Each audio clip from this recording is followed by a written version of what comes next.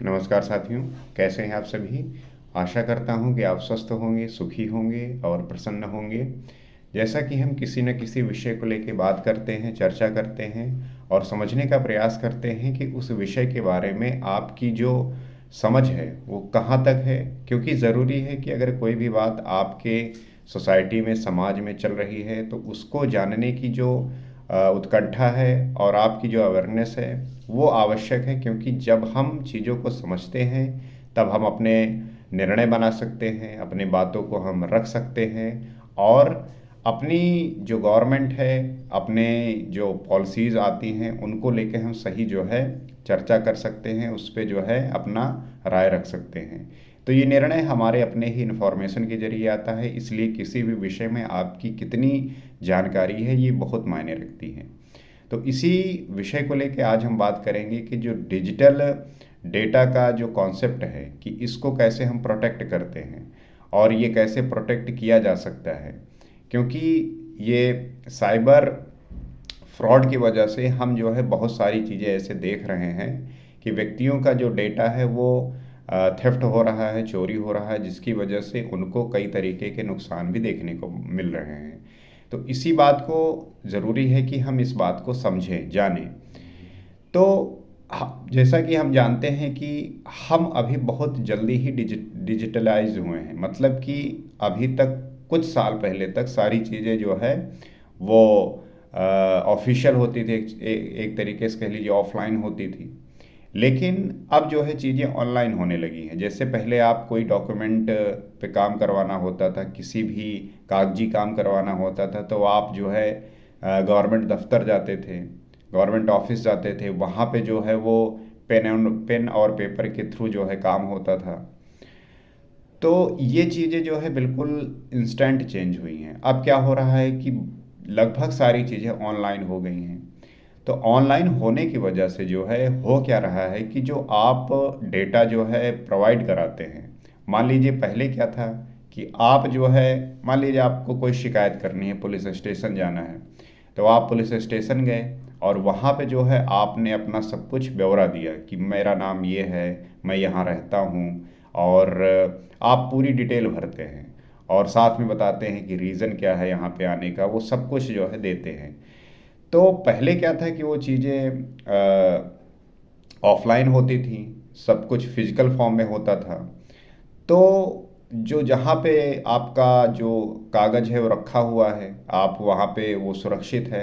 और चूँकि जो एजेंसीज़ हैं या गवर्नमेंट ऑफिशियल होते थे, तो वो इस बात का ध्यान रखते थे। लेकिन आज क्या हो गया है कि हर चीज़ ऑनलाइन है।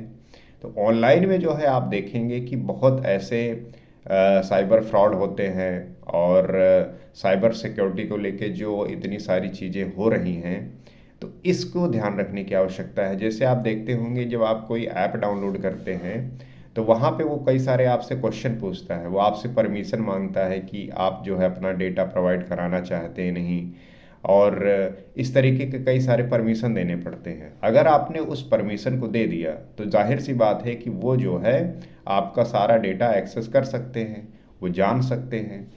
तो इस तरीके से होता क्या है कि फिर कोई ऐसी कंपनी, कोई ऐसी एजेंसी या कोई ऐसा जो है पर्सन इससे जो रिलेटेड है, वो आपके डेटा को जो है चोरी कर सकता है, उस डेटा को वो जो है निकाल सकता है और उसका जो है मिसयूज भी कर सकता है। तो आवश्यक ये है कि हमें जो है डिजिटलाइज अवेयर होने की ज़रूरत है कि हमें इस बात का ध्यान रखना है कि हमारे इंफॉर्मेशन को किस तरीके से हम प्रोटेक्ट कर सकते हैं। और इसके लिए आवश्यक है कि जो हमारा हम जो डिजिटल फॉर्म कुछ भी यूज़ करते हैं, किसी भी प्लेटफॉर्म पे होते हैं, तो वहाँ पे अपने इंफॉर्मेशन को और जब प्रोवाइड करें, तब जो एक्सेस मांगता है उसका ध्यान रखें। क्योंकि तभी जो है हम अपने डेटा को सेफ रख सकते हैं और सुरक्षित रख सकते हैं। तो अब जानने की आवश्यकता ये है कि आपने बहुत अभी कुछ दिन पहले सुना होगा, एक पेगासस वायरस करके जो है बात आई थी। तो एक तरीके से पेगासस सॉफ्टवेयर है। अब वहाँ पे वो हुआ क्या था कि वो पेगासस सॉफ्टवेयर या वायरस कह लीजिए कि वो जो है बड़े बड़े अधिकारियों, नेताओं और जो सेलिब्रिटी हैं सभी के फ़ोन में ये हुआ कि सभी के फ़ोन में ये है और एक तरीके से कोई थर्ड पार्टी आपकी जो है निगरानी कर रहा है। तो इस पे पूरा जांच हुआ। जब बात हुई तो पता चला कि ये जो है इज़राइल जो है इसको बनाता है और सिक्योरिटी के पर्पस से बनाता है ताकि वो अपने देश की सुरक्षा कर सके या सिक्योर कर सके। और ये जो कंपनी बनाती है ये जो है किसी ऐसे को बेचती भी नहीं, ये गवर्नमेंट टू गवर्नमेंट जो है ये शेयर होता है और कंपनीज के साथ जो है शेयर होता है। तो ये बात फिर सुप्रीम कोर्ट गई, वहाँ पे जो है गवर्नमेंट से पूछा गया तो उसने बोला कि आ, ये बात सही है कि क्या जो लोगों के फ़ोन में एक तरीके से कोई थर्ड पार्टी तरीके से आप निगरानी कर रहे हैं। तो वहाँ पे यही बोला गया है कि हमारे नेशनल सिक्योरिटी को लेके हम जो है ये चीज़ें अप्लाई करने की कोशिश करते हैं ताकि हम देश को सेफ रख सकें, सभी लोगों को सेफ कर सकें। तो वो अपने तरीके से जो है मैकेनिज़्म तैयार किए और बताए कि ये चीज़ें आवश्यक हैं। तब ये तो ठीक है कि अगर कोई ठीक इस वे में कह सकते हैं कि अगर नेशनल सिक्योरिटी को लेके कोई मामला है तो ये ठीक बात है, क्योंकि अगर किसी के फ़ोन के थ्रू अगर हम इंफॉर्मेशन निकाल सकें और उस बात को जान सकें, क्योंकि आप देखते हैं कि जो कोई ऐसी घटनाएं होती हैं और उसमें उसमें जो लोग इन्वॉल्व होते हैं अगर हम उनके फ़ोन को एक्सेस कर लें तो हमें उनकी सारी जानकारी मिल सकती है। लेकिन अगर कोई व्यक्ति ऐसा है जो इसमें इन्वॉल्व नहीं है या कह लीजिए कि इसका किसी से कोई मतलब नहीं है, अगर उस पर आप निगरानी कर रहे हैं, सर्विलांस कर रहे हैं, तो ये गलत बात भी है। तो इसी बात का ध्यान रखते हुए कि जो एजेंसियां इस पर रेगुलेट करती हैं वो इस पे ध्यानपूर्वक काम करें, क्योंकि हमारा जो कॉन्स्टिट्यूशन है वो भी हमारे जो है राइट टू लाइफ और राइट टू फ्रीडम का जो है वो हमें जो है एक राइट देती है कि हम अपनी प्राइवेसी को बना रखें, क्योंकि राइट टू प्राइवेसी है आर्टिकल 21 के तहत जो है हमें ये प्रावधान है कि हम अपनी प्राइवेसी को बनाए रख सकते हैं। अगर किसी को कुछ जानना है तो आपकी परमिशन के बिना कुछ भी नहीं आपसे मांग सकता। तो आप इस कॉन्स्टिट्यूशन के आर्टिकल के थ्रू कंप्लेन कर सकते हैं, इसके तहत आप जो है लोगों से प्रश्न कर सकते हैं, तो ये आपका अधिकार है।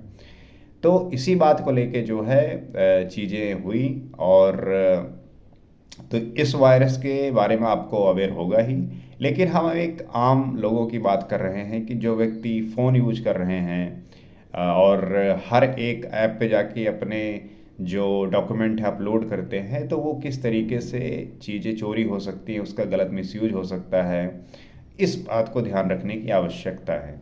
और अपना जो है आधार कार्ड हो गया, वोटर आईडी कार्ड हो गया, पैन कार्ड हो गया, अपना एड्रेस हो गया, नाम हो गया, ये सब चीज़ जो है आपका जो है बिल्कुल वहाँ पे ओपन तरीके से कहीं ना कहीं खुला होता है, जहाँ पे कोई भी अगर आपने परमिट कर दिया है तो कोई भी उसको एक्सेस कर सकता है और उसको जो है वो व्यक्ति मिसयूज कर सकता है और उसको जो है अपने तरीके से यूज कर सकता है। तो आवश्यक यही है कि गवर्नमेंट हो, न्यूज़ चैनल हो और ऐसे व्यक्ति हों जो इससे अवेयर हों, वो जो है इससे जो है लोगों को समझाएं, बताएं कि आपका डेटा आपके लिए कितना इम्पोर्टेंट है और उसको कैसे सिक्योर किया जा सकता है। तो ये अवेयरनेस की बात है, हर किसी को अवेयरनेस कैंपेन होना चाहिए और कैंपेन चलाना चाहिए ताकि जो है लोगों को इस बात का एहसास हो और वो अपने डेटा को सही तरीके से सुरक्षित रख सकें।